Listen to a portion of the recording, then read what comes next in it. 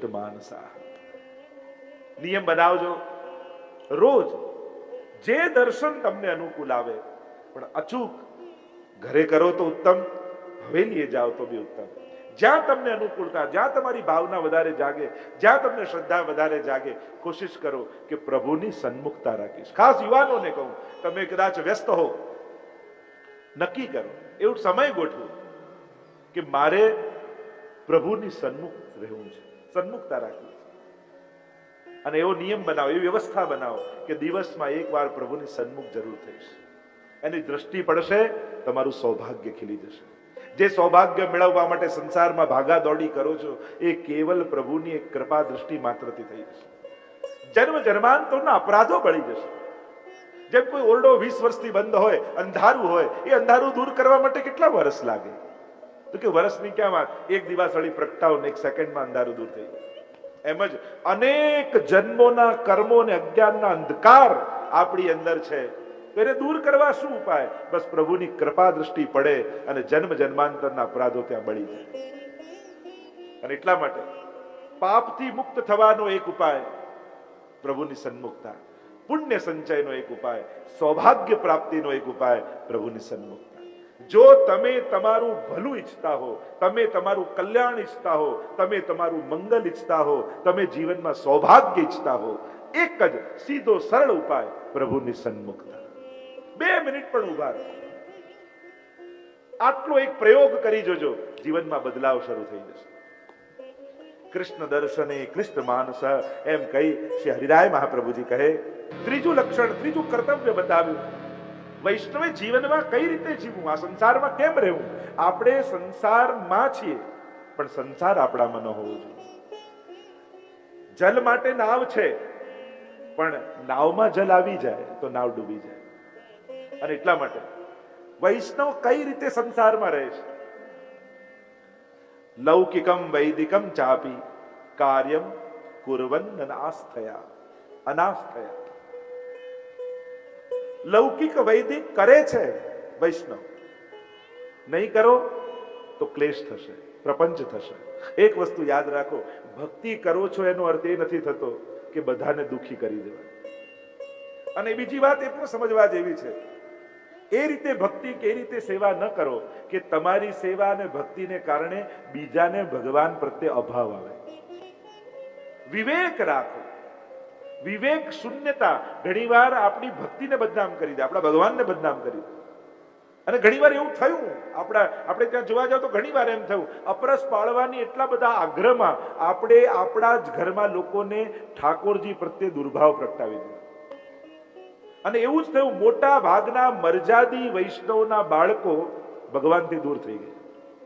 ખરેખર જેના બાળકો વધારે પ્રભુ તરફ જવા જોઈએ, થયું ઉલટું કે એમની એ આગ્રહ ને કારણે, અત્યાગ્રહને કારણે બાળકોમાં અભાવ આવવા લાગ્યો. એટલે આ વિવેક શીખવાની બહુ જરૂર છે. તમારી સેવા, તમારી ભક્તિ એવી કુશળતાપૂર્વક કરો કે બીજાને તમારા ઠાકોરજીમાં ભાવ જાગે.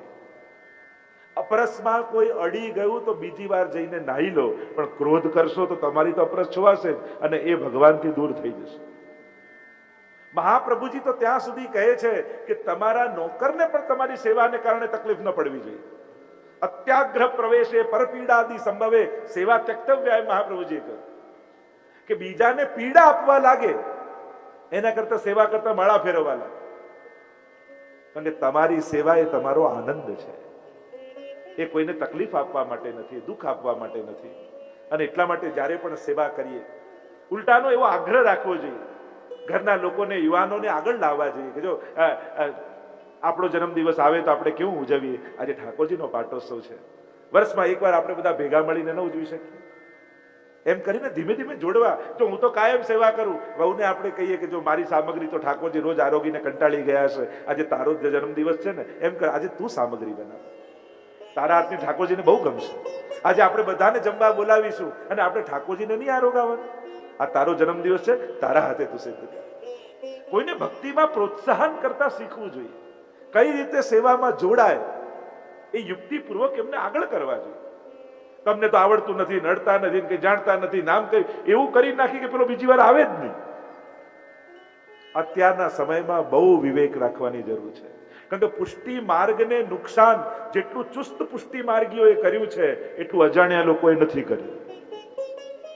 એ લોકો ખોટા હતા એમ કહેવાની મારી વાત નથી, સાચા હતા, પણ હું સાચો છું એ બીજાને સમજાવતા આવડવું જોઈએ. ખાલી સાચા હોવું જ પૂરતું નથી, કારણ કે ઉત્તમ વાતને પણ કદરૂપે રૂપે પ્રસ્તુત કરવાથી એ ઉત્તમતાનો નાશ થઈ જાય છે. અને આવું જ કંઈક થયું આપણા સમાજમાં, અને એટલા માટે હવે જાગૃત થવાની જરૂર છે. એવો માહોલ સેવાના નામે ન બનાવો કે જેનાથી બીજા સેવાથી ડરી જાય. અને આવું જ થયું, આ જોઈએ છે બધે, બસ બધાને બીક છે, કરે છે બધા, ડર છે, અપરાધ થઈ જશે, દોષ થઈ જશે, આમ થઈ જશે. અરે ઠાકોરજી તો એકમાત્ર એવા છે જે બધા અપરાધોની ક્ષમા આપનારા છે. ડરવાનું એને હોય જેના ઘરે બચાવનારો ન હોય. અરે જેને ઠાકોરજી પુષ્ટાવ્યા અને બચાવનારો જે ઘરે લઈ આવ્યા ને, એને ડરવાની શું જરૂર છે? બીક તો એને રાખવાની જેને ત્યાં પ્રભુ ના હો. તમારે ત્યાં તો બચાવનારો છે, તમારો ઠાકોરજી છે, તમારો નાથ છે. અને એટલા માટે અપરસના નામે ડરો નહીં. હા, મર્યાદી વૈષ્ણવ હોય એમને આપણે વંદન એનું કરે છે, પણ બધા એવું કરવાની કદાચ જરૂર ના હોય. તમે એક માળા ફેરવો છો, તમે વૈષ્ણવ જ છો, તમે મિશ્રી ભોગ ધરો છો, તમે વૈષ્ણવ જ છો, તમે ક્યાંય નાના નથી થઈ જતા. આપણે સૌભાગ્ય છે કે આપણા હાથે મિશ્રી ઠાકોરજી આરોગ્ય.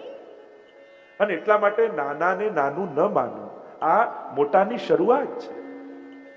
ક્યારેક મિશ્રી ધરનારને ભાવ થશે કે હવે દૂધઘર ધરું, દૂધઘરના થશે અંચકડી સખડી આરોગાવું, કરતા હશે તો ક્યારેક થશે. અને એટલા માટે વાતાવરણ એવું રાખો જેથી દરેકને ઠાકોરજી પોતાના લાગે. નહીં તો આજે બાળકને પૂછો ને, એના ઘરમાં ઠાકોરજી બિરાજતો, ઠાકોરજી કોના? તો કે બા ના. હવે જે ઘરમાં બધાના માથે ઠાકોરજી બિરાજે છે, પણ એને ઠાકોરજી બા ના લાગે, પોતાના ન લાગે, એને ક્યારે એવી ઈચ્છા થશે કે આ ઠાકોરજીની સેવા હું કરું? અને આપણે બધાને એમ લાગે અમારા વડીલો કરે, આવું તો અમે કરી જ નથી શકવાનું. વાંધો નહીં, તમે જેવું કરી શકો એવું કરો. પણ એક વચન આજે હરિરાયજીને શિક્ષાપત્રના કથામાં આપી દો કે તમારા પૂર્વજોના માથેથી બિરાજતા ઠાકોરજી એમના ગયા પછી તમે ઘરેથી કાઢશો નહીં. આ વચન હરિરાયજીને આજે આપી દો. હરિરાયજીને કહી દો કે હા, અમારા વડીલો જેવી અમે સેવા નહીં કરી શકીએ, કદાચ એટલી અપરસ મેંડ મર્યાદા અમે નહીં પાળી શકીએ, પણ એ વચન હરિરાય મહાપ્રભુજી આપને આપીએ છે કે અમારા પૂર્વજોથી બિરાજતા, અમારા ઘરે બિરાજતા ઠાકોરજી વડીલો ન ગયા પછી અમે ગ્વાલ મંડળીમાં નહીં પધરાવીએ. અમે બરાબર મિશ્રી ભોગ ધરીશું, જેટલું આવડે એટલું કરીશું. અને આજે કહું યુવાનો, ભાઈઓ, બહેનો બંનેને કહી દઉં કે વડીલોને જઈને આજે કહી દેજો, ચિંતા ન કરતા બા, તમારા ગયા પછી સેવા હું કરીશ. આટલું કહી દેશો ને, બા ખુશ ખુશ થઈ જશે. વડીલોને ચિંતા હોય છે કે અમારા ગયા પછી સેવા કોણ કરશે, શું અમારા ઠાકોરજીનું શું થશે? અને તમારા ઠાકોરજી તમારા ઘરે જ રહે એના માટે બીજો આગ્રહ એ રાખો, જો ગામમાં પાઠશાળા બાળકોની ચાલતી હોય તો બાળકોને પાઠશાળામાં મોકલો. એ કોઈ પાઠશાળા પણ આપણે ઉપકાર નથી કરવાના. આપણા બાળકોને વૈષ્ણવી સંસ્કારથી સમૃદ્ધ કરીશું તો આપણા ઠાકોરજી આપણા ઘરે રહેશે. નહીં તો તમારા ગયા પછી ઝાંપીજીમાં બાંધી એ ક્યાંય મૂકી આવશે. અને પુષ્ટિ માર્ગની સૌથી કરુણ ઘટના કોઈ હોય તો એ જ છે કે વર્ષોથી આપણા ઘરે બિરાજતા ઠાકોરજી વડીલોના ગયા પછી ઝાંપીજીમાં બાંધીને હવેલીમાં મૂકી આવીએ ત્યારે આપણી ઠાકોરજીની આંખમાં આંસુ હોય છે. ત્યારે પ્રભુએ રડતા હોય છે કે તારા સુખ દુઃખમાં મેં તને સાથ આપ્યો, તારા વડીલોથી લઈ કેવા કેવા દિવસો આવ્યા તારા પરિવારમાં, બધાએ સાથ છોડ્યો પણ હું સાથ આપતો રહ્યો, અને હવે જ્યારે વડીલો ગયા ત્યારે બાંધીને મને મૂકી આવે છે. અને મંગલના નિધિ એવા પરમાત્માને ઘરેથી કાઢી મૂકશો તો પછી કયા મંગલની અપેક્ષા તમે જીવનમાં રાખો છો? ચિંતન કરજો. કઈ બહુ મોટા નિયમ લેવડાવવાનું તમને નથી કહેતો, પણ જેને દિવસમાં 24 કલાક આપ્યા છે એને તમે 10 મિનિટ ના આપી શકો? જે 2 ટંક પેટ ભરીને તમને જમાડે છે એને કટોરી મિશ્રી ના આપી શકો? જે તમને આટલું મોટું ઘર રહેવા માટે આપે છે એને 2 બાય 2 નો ખૂણો ના આપી શકો? તો તમારી જાતને વૈષ્ણવ કેમ કરીને કહેશો? આપણે આપણી જાતને વૈષ્ણવ કહીએ છીએ. કયા મોઢે આપણે આપણી જાતને વૈષ્ણવ કહીશું કે જે ઠાકોરજીના આટલા આટલા ઉપકારો આપણા ઉપર છે એને રોજ દંડવત કરવામાં પણ આપણને કંટાળો આવે તો આપણી જાતને આપણે વૈષ્ણવ કેમ કહીએ? ચિંતન કરજો વૈષ્ણવ, વિચાર કરજો. આ જ શિક્ષાપત્ર છે અમારા હરિરાય મહાપ્રભુજીનું. શિક્ષાપત્ર એટલે શું? આ મહાપ્રભુજીના સિદ્ધાંતો તમારા જીવનમાં ચરિતાર્થ થાય એ જ આનું ફળ છે. અને એટલા માટે બધો જ ડર કાઢી નાખો, સેવા પધરાવો. જે અપરાધ લાગે ને પૂછતાઓ ઠાકોરજી, અપરાધ લાગે મારા ઉપર, બસ હું જ લેવા આવ્યો છું, મને આપી દઉં. તમને જે દોષ લાગે હું લઈ જઈશ મારી જોડે, પણ ઠાકોરજી પધરાવો. પ્રભુ વગરનું ઘર વૈષ્ણવનું ન હોવું જોઈએ. અમારું વૈષ્ણવનું ઘર એમ કહીએ, અને પ્રભુ વગર વૈષ્ણવ પરિવાર ક્યારે પૂરો ન થાય. તમારા ઘરના સદસ્યો ગણો ને, ત્યારે 2 દીકરા હો, તમે હો, તો 4 નહીં કેવું, એમ કે અમારા ઘરમાં 5 જણા છે. 2 દીકરા છે ને એક અમારા ઠાકોરજી પણ બિરાજે છે. એ ઘરનો આપણો સદસ્ય છે, એ તમારો થઈને તમારા ઘરે આવે છે. અને એટલા માટે સર્વ વૈષ્ણવને અપીલ કરીશ, વૈષ્ણવનું ઘર ઠાકોરજી વગરનું ન હોવું.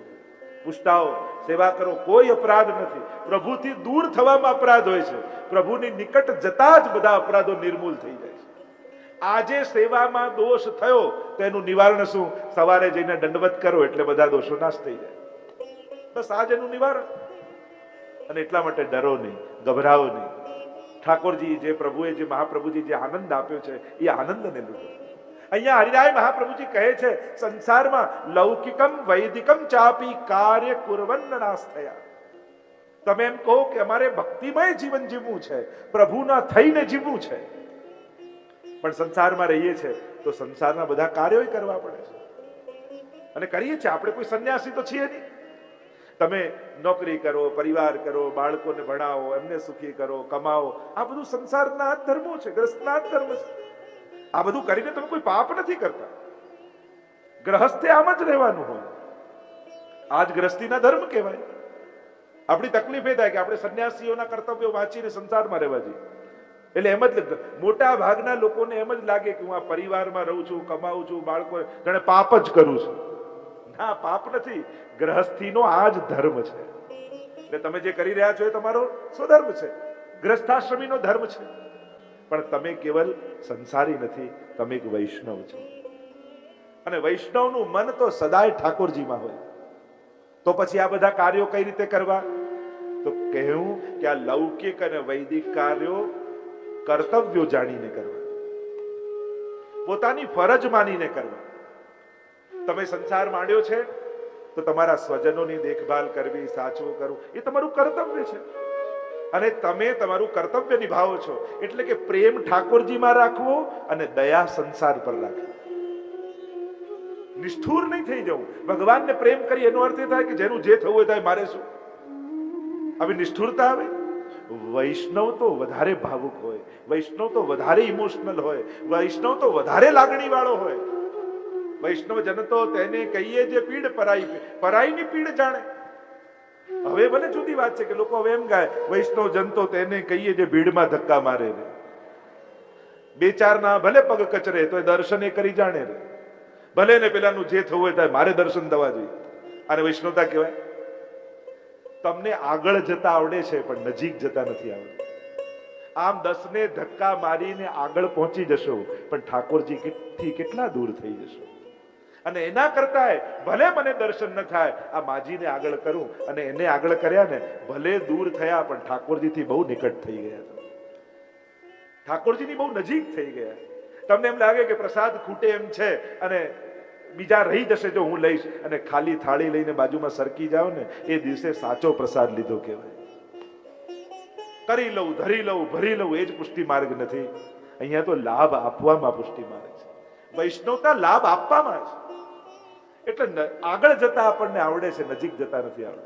શું બીજા કરતા કિલો મહાપ્રસાદ વધારે ખાઈ જાવ તમારા પર વધારે કૃપા થાય? આવું હોય? બીજાને ધક્કો મારીને બધાથી આગળ જતા રહો એટલે વધારે ઠાકોરની કૃપા થાય એવું હોય?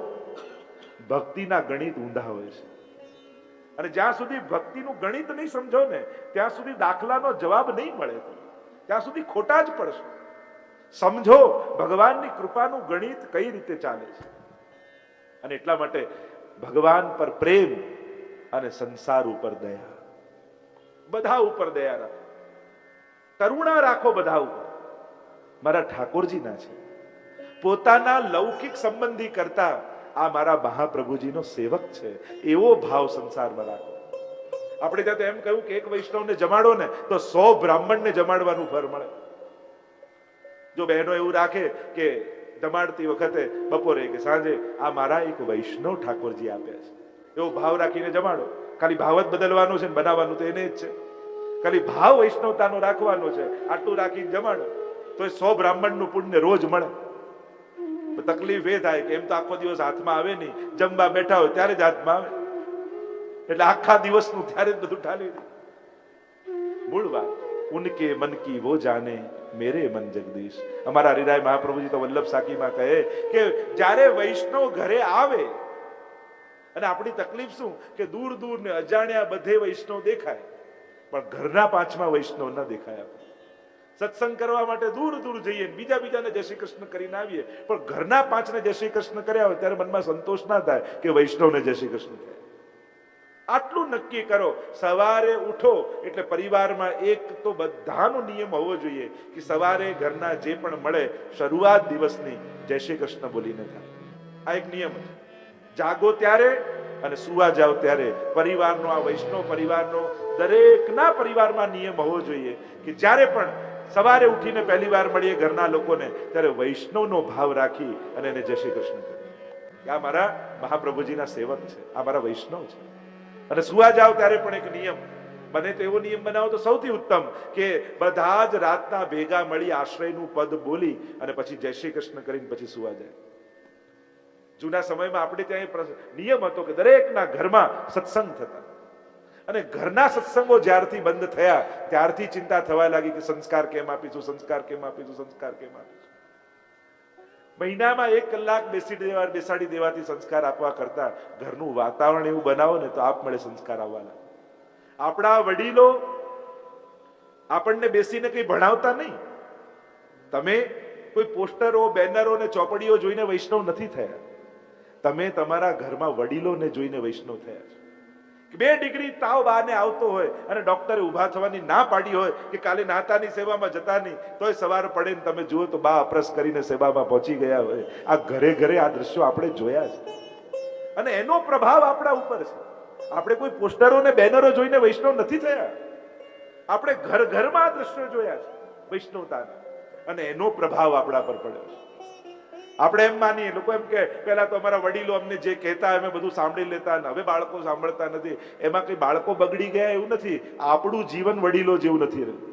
કારણ કે આપણા વડીલો એ રીતે જીવતા કે ગમે તે કહેતા આપણે સામે કઈ કહી નહીં શકતા, કે એમના જીવનમાં કમી ન લાગતી. શું આજે આપણા જીવન એવા છે કે આપણું એક્ઝામ્પલ આપી આપણે આપણા બાળકોને કંઈક પ્રેરણા આપી શકીએ? એને પુરાણો ને વેદના ને એક્ઝામ્પલ નથી જોઈતા, એને મમ્મી પપ્પાના એક્ઝામ્પલ જોઈએ છે.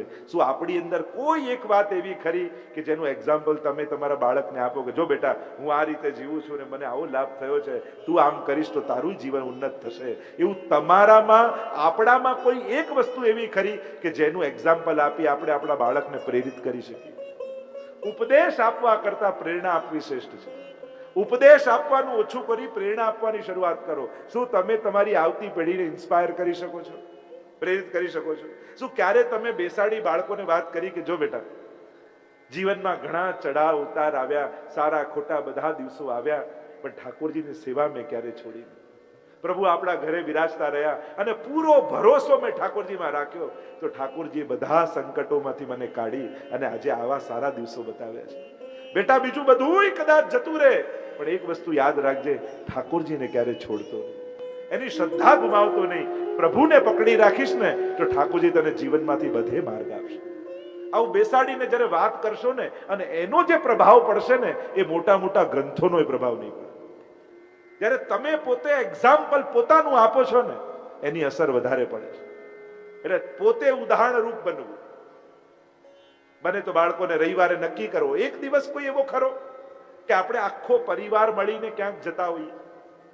હવે તકલીફ એ છે કે આખો ભેગો પરિવાર એક જગ્યાએ જાય એવી કોઈ જગ્યા નથી. કારણ કે વડીલોને જ્યાં ગમતું હોય ત્યાં યુવાનોને ન ગમે, યુવાનોને જ્યાં ગમતું હોય ત્યાં બાળકોને ન ગમે. બધાને કોઈ એક જગ્યા એવી કે ત્યાં ભેગા મળીને લઈ જઈએ તો બધાને આનંદ આવે. બધાને ક્યાં એક જગ્યાએ એક નિયમ એવો બનાવો કે અઠવાડિયામાં એકવાર, એ રવિવારની સવાર હોય, રાજભોગ હોય, કોઈ પણ એક સમય, પણ નક્કી જ હોય કે જ્યારે રવિવારનો રાજભોગનો સમય હવેલીમાં હશે ત્યારે આખું ફેમિલી મળી અને અમે દંડવત કરવા જઈશું ઠાકોર. જો આનાથી ચમત્કારની શરૂઆત થશે, આનાથી પરિવારની શરૂઆત થશે પરિવર્તનની. નક્કી કરો કે બેટા 7 દિવસ તું જે કહીશે કરીશ, તું કહીશે બનાવી આપીશ, પણ રવિવારની સવાર તારી ઠાકોરજીની છે. આપણા બધાને એ અડધો કલાક ઠાકોરજી માટે આપણે લખી અને બધા ભેગા મળી હવેલીમાં દંડવત કરવા જઈએ ઠાકોરજીને. અહીંયાથી પરિવર્તનની શરૂઆત થશે. કારણ કે જ્યારે સમજ ન હોય ત્યારે ટ્રેન કરવા પડે અને જ્યારે સમજ આવે ત્યારે એજ્યુકેટ કરવાના. પણ તમે એવી રાહમાં જોશો આને ભાવ થશે ને પછી કરશે, હવે ભાવ ક્યારે થશે ને ક્યારે કરશે, અને મોટા થઈને સમજ બદલાઈ ગઈ તો કોઈ દુસ્સંગ લાગી ગયો તો કોણ જાણે. એટલે સમજ ના હોય ત્યાં સુધી ટ્રેન કરવાના હોય, સમજ આવે પછી એજ્યુકેટ કરવાના. એ તો ઘણી વાર લોકો ના ના આને ભાવ થશે ને મોટો સમજણો થશે ને પછી આને બ્રહ્મ સંબંધ લેવડાવીશું, પછી આને સેવા કરાવીશું. પણ મોટા થયા પછી સમજ એવી થઈ જાય, પહેલા એમ કહીએ કે હમણાં નાનો છે હમણાં શું કહેવાનું, નાનો છે હમણાં શું કહેવાનું, પછી કે હવે મોટો થઈ ગયો કહેવાતું નથી. તો કહેવાનું ક્યારે? લોકો લોજિક એવા ખોટા, ઓ આના નાનામાં તો ભગવાન પોતે હોય, ભગવાનનું રૂપ કહેવાય, આને શું કરાવવાનું, આને શું કહેવાનું, એમ કરી કરી નાનપણમાં કે શીખવાડીએ. મંદિરે લઈ જવાનો ત્યારે એમાં ભગવાન દેખાય, પણ એ ટીવી તોડી નાખે ત્યારે એમાં ભગવાન દેખાય. પછી તો મારવા લાગીએ આપણે, ટીવી તોડી નાખ્યું ત્યારે એવો લોજિક આપો કે ભગવાન છે ને એને તોડ્યું, ત્યારે તમને એમાં ભગવાન નથી દેખાતું. જ્યારે એનામાં સંસ્કાર યા શિક્ષણ આપવું હોય ત્યારે ખોટા ખોટા લોજિક કલ્પિત આપી આપણે એનું અહિત કરીએ છીએ. આ એનું હિત નથી, એને ભગવાન તરફ ન લઈ જવો એનું સૌથી મોટું અહિત છે. લઈ લે કારણ કે એને એમ થાય કે મારી સાથે જીવનમાં કોઈ નથી. પણ જો તમે એને ભગવાનનો સાથ આપ્યો હોય ને, બધેથી નાસીપાસ થાય પણ એને મનમાં ભરોસો રહે, કોઈ મારી જોડે હોય ન હોય મારો ઠાકોરજી મારી સાથે છે, એને જીવનનું બળ મળી જાય, એ જીવનમાં ટકી જાય, શ્રદ્ધા એનું બળ બની જાય. અને આ રીતે બળ રૂપે યુવાનોને ભગવાન આપે. અમારા હરિરાય મહાપ્રભુજી કહે સંસારમાં કઈ રીતે રહેવું, જેમ જલ કમલવંત કહ્યું. આપણા તો વાર્તા પ્રસંગોમાં અનેક કહ્યું, લૌકિક વૈદિક અનાશ થયા. લોકો વૈદિક કર્મો છોડી દે. ઘણી વાર એમ થાય ને, લોકે સ્વાસ્થ્યમ તથા વેદે હરિસ્તુ ન કરી શકે, યા યદિ શ્રી ગોકલાધીશો તત સર્વાત્મનારુધિ તત કિમ પરમ બ્રૂહિ લૌકિક વૈદિક. લૌકિક વૈદિક નું શું કાર્ય? પણ જેણે સર્વાત્મ ભાવે ગોકુલાધીશને હૃદયમાં પધરાવ્યા હોય. અને પછી આપણે હોશિયાર એટલા વૈદિક છોડીએ, લૌકિક ના છોડીએ. હવે વૈષ્ણવ થયા, હવે આ કરવાની શું જરૂર, પેલું કરવાની શું જરૂર, આ પધરાવવાની શું જરૂર. જ્યાં સુધી દેહ બુદ્ધિ છે ત્યાં સુધી વર્ણાશ્રમ ધર્મ પાળવો જોઈએ, મહાપ્રભુની આજ્ઞા છે. અને એટલા માટે આપણે ત્યાં જે વૈદિક કર્મો થાય છે એ વૈદિક કર્મો એકદમથી છોડી નહીં દેવા. કારણ કે સ્વયં મહાપ્રભુજી વેદ પાર્ગ છે, કર્મ માર્ગ પ્રવર્તક છે, કર્મ માર્ગના પ્રવર્તક છે. એટલે વૈષ્ણવ થયા, ઠાકોરજીની સેવા કરવા લાગ્યા, હવે બીજું કાંઈ વૈદિક કર્મની જરૂર નહીં એવું નહીં માનવું. હા, તમારી આસક્તિ અને અનન્યતા એવી સિદ્ધ થઈ જાય કે તમારો નિરોધ ભગવાનમાં સિદ્ધ થઈ ગયો હોય પછી તમારે કંઈ કરવાની જરૂર નથી. પણ જો નથી થયો તો અનન્યતાના અનુકરણ ન હોય. અનન્યતા એક સહજ અવસ્થા છે, એને પરાણે માડી જોડીને અનન્ય બનાવાય નહીં. અનન્યતા ભક્તિનો સ્વભાવ છે, શરત નથી. આપણે પરાણે જે અનન્ય કરાવવા માંગીએ છીએ ને ત્યાં ક્યાંક ભૂલ થઈ જાય છે. અનન્યતા એક અવસ્થા છે. ધીરે ધીરે ધીરે ધીરે જ્યારે ભગવાનમાં નિરોધ સિદ્ધ થઈ જાય અને જાકો મન લાગ્યો ગોપાલ સો તાહી ઓર કેસે ભાવે, આ ભાવ જ્યારે પ્રગટે તો હરિરાયજી કહે વૈષ્ણવનું કર્તવ્ય શું? લૌકિક વૈદિક કર્મો કરવા ખરા પણ અનાશ થાય. કાપટ્યયુક્ત ભાવ રાખ. કાપટ્યયુક્ત એટલે લૌકિકમાં કાપટ્ય રાખવું ને અલૌકિકમાં કપટ નહીં કરવું. આપણે ઊંધું કરીએ છીએ, ભગવાનમાં કાપટ્ય કરી દઈએ, લૌકિકમાં કપટ્ય નથી. કાપટ્ય એટલે શું? પરિવારમાં, સંસારમાં બધાને એમ લાગે કે અમને કેટલો પ્રેમ કરે છે, કેવો વ્યવહાર કુશળ છે, બધું સાચવે, કોઈ આવે ના આવે પણ આ આવીને ઉભો રહે. એટલે બધાને એવો ભાવ થાય કે ના ના આ તો બહુ સાચવ્યો, પણ તમને ખબર છે કે તમારો પ્રેમ તો ઠાકોરજીમાં છે. પ્રભુમાં પ્રેમમાં કુશળ રહેવું અને સંસારમાં વ્યવહારમાં કુશળ રહેવું. કારણ કે તમે સંસારમાં વ્યવહારમાં કુશળ નથી રહેતા ને એટલે દોષારોપણ ઠાકોરજી પર લોકો કરે છે, પુષ્ટિ માર્ગ પર કરે છે, મહાપ્રભુજી પર કરે છે. તમારા વ્યવહારને કારણે તમારો ધર્મ બદનામ ન થાય એની સાવધાની રાખવી. ઘણીવાર લોકો ધર્મના નામે, ભક્તિના નામે એવો વ્યવહાર કરી દે છે કે લોકો ધર્મને બદનામ કરવા લાગે. જો આ પુષ્ટિ માર્ગમાં ઊંડા ઉતરે, હવે કાંઈ કોઈના રહ્યા નહીં, એવું ન થઈ જાય. એવી અવસ્થા જ્યારે આવી જાય કે કોઈ બોલે અને તમને કાંઈ ફેર ન પડે તો જુદી વાત છે. પણ આપણે સુરદાસ કુંભનદાસ નથી, આપણે ગોવિંદ સ્વામી નથી. કોઈ બોલે અને આપણને ઉદ્વેગ થાય છે, અને જો થાય છે અને આ રીતે ચિત્તમાં ઉદ્વેગ કરવા કરતા એના ઘરે 2 મિનિટ જઈને વ્યવહાર કરી દેવો સારો. પણ એ 2 મિનિટ વ્યવહાર ન સાચવ્યો તો આખો દિવસ મન બગાડ્યું, પેલો મારા માટે આવું બોલી ગયો, પેલો મારા માટે આમ બોલી ગયો. અને એટલા માટે જો ઉદ્વેગ થતો હોય કોઈના કહેવાથી, કોઈના બોલવાથી, તો માનવું કે હજી મારી એ અવસ્થા સિદ્ધ થઈ નથી. મને હજી લોક નિંદા નડે છે, મને સ્પર્શે છે. અને લોક નિંદા સ્પર્શતી હોય તો વ્યવહારમાં કુશળ રહેવું. વ્યવહાર એ રીતે કરવો ને કે દરેકને એમ લાગે કે અમારા માટે બહુ સ્નેહ છે, બહુ વ્યવહાર કુશળ છે, પણ અનાસ્થાએ કરવું. એમ હરિરાયજી સમજાવે છે કે વ્યવહાર કુશળતા એવી રાખવી કે ક્યાંય કોઈને દોષારોપણ કરવાનો અવસર ન મળે. એમ કહેતા દ્વિતીય શ્લોકમાં શ્રી હરિરાય મહાપ્રભુજી આજ્ઞા કરતા બોલ્યા, વૈષ્ણવના કર્તવ્યો શ્રી હરિરાય મહાપ્રભુજી સમજાવે છે. વૈષ્ણવે કઈ રીતે સંસારમાં રહેવું, કઈ રીતે ભગવત ભાવ કેળવવો, એના એક પગથિયા શ્રી હરિરાય મહાપ્રભુજી આપણને આપી રહ્યા છે. આ 24 શ્લોકમાં 10 સીડી, 10 કર્તવ્યો રૂપે હરિરાયજી આપણને આપી છે. અને પછી દ્વિતીય શિક્ષાપત્રમાં ચિત્તનો નિરોધ ભગવાનમાં કઈ રીતે થાય સમજાવશે, કે કઈ રીતે ભગવત સ્વરૂપનું ચિંતન કરવું. એના પહેલાની આ પ્રક્રિયા છે. આના દ્વારા આપણા વૈષ્ણવતાને હરિરાયજી આ 10 દ્વારા ઘાટ આપી રહ્યા છે. અનેક પ્રકારના લક્ષણો બતાવ્યા. આગળ બતાવતા કહ્યું, નિરુદ્ધ વચનો વાક્યમ આવશ્યકમ ઉદાહરણ. બને તો વૈષ્ણવે વાણીનો નિરોધ કરવો. જેણે ભાવની સુરક્ષા કરવી હોય ને એને બહુ બોલવું નહીં. અને જો બોલવાનો જ સ્વભાવ હોય તો ભગવદ નામ લેવું. પણ વધારે બોલવાથી, લૌકિક બોલવાથી હૃદયમાં રહેલો ભગવત ભાવ નાશ પામે છે. અને એટલા માટે જ ભગવદ ગીતાજીમાં પણ ભગવાને તપ બતાવ્યા છે. શરીરનું તપ, વાણીનું તપ, મનનું તપ.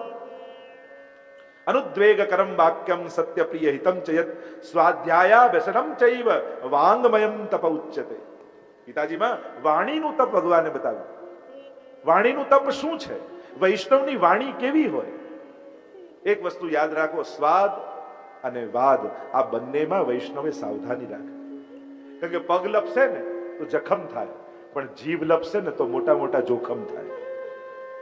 અને આપણે ઇતિહાસ જોયો છે, જાણ્યો છે. વર્ષોના સંબંધો 2 મિનિટ કડવું બોલવાથી તૂટી જતા હોય છે. અને પછી ભલે ને કેટલાય ખુલાસા કરો, મારા મનમાં આમ નતું, બોલાઈ ગયું ને આવેશમાં હતો ને ક્રોધ, પછી ખુલાસાઓ કરવાથી સાંધાઓ વાગે, પણ સાંધો તો રહી જ જાય, પડે ગાંઠ પડ જાય. અને એટલા માટે સાવધાની રાખો.